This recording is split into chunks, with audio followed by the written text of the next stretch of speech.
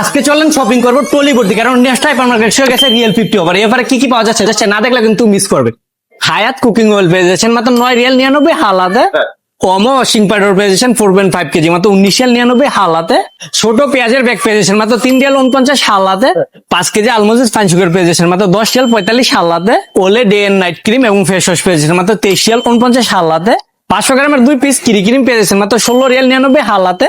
100 পিসের রাবিয়া টি ব্যাগ পেয়ে যাচ্ছেন মাত্র 8 রিয়াল 25 হালাতে।